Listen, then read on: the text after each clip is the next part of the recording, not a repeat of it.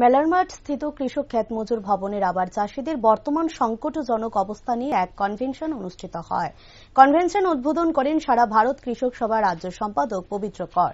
ত্রিপুরায় প্রায় 1 লক্ষ রাবার চাষী রয়েছে, তার মধ্যে 82% রাবার চাষী রয়েছে যার উপজাতি, তপশিলি জাতি, ওবিসি এবং গরিব কৃষক। সরকারি বাগান রয়েছে 4টি কর্পোরেশনে। এছাড়া সামান্য কিছু বড় রাবার চাষী রয়েছে। আগে রাবার বিক্রি হতো 225 টাকায়, কিন্তু 14 সালে বিজেপি সরকার প্রতিষ্ঠিত হওয়ার পর সেই রাবারের দাম 125 টাকা থেকে 100 টাকায় নেমে এসেছে, যার ফলে প্রায় 3 লক্ষাধিক রাবার শ্রমিক আর্থিকভাবে ক্ষতিগ্রস্ত হচ্ছে।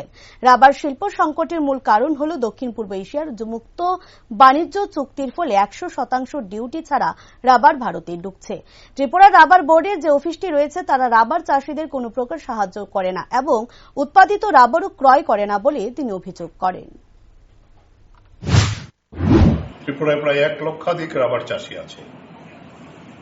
তার মধ্যে 82% রাবার চাষী হয়েছে যারা উপজাতি, তফসিলি জাতি, ওবিসি এবং গরিব কৃষক। আর সরকারি বাগান আছে 4টা কর্পোরেশনের। আর বৃহৎ এরকম যারা ব্যবসায়ী তারাও কিছু বাগান করেছে। এটা সংখ্যাটা এরকম বেশি না, কিন্তু আজকে এই বিজেপি সরকারের আমলে 14 সাল থেকে এটা শুরু হয়েছে রাবারের মধ্যে একটা ঘাটতি, যেখানে ত্রিপুরাতে আমরা আগে 250 টাকার মতো রাবার বিক্রি করা হতো, এখন এটা নেমে এসেছে সেখানে 120-100 এরকম। তাতে রাবার যারা টেপিং করে শ্রমিক, এর সঙ্গে যুক্ত প্রায় 3 লক্ষাধিক, তাদেরকে পয়সা দেওয়াই মালিকদের পক্ষে সম্ভব। এই যে রাবার শিল্প সংকট, তার মূল কারণ যে দক্ষিণ পূর্ব এশিয়ার যে মুক্ত বাণিজ্য চুক্তি, যার ফলে 100% ডিউটি ছাড়া রাবার ভারতবর্ষে ঢুকছে। তাতে আমাদের এটা কেরালাতেও বিরাট সংকট হচ্ছে। ভারতবর্ষের প্রায় 16টা রাজ্যে এরকম রাবার আছে।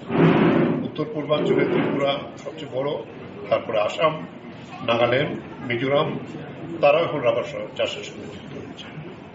রাবার বোর্ডের যে অফিসটি আছে সেটা প্রায় ডিফাঙ্কড অবস্থায় আছে।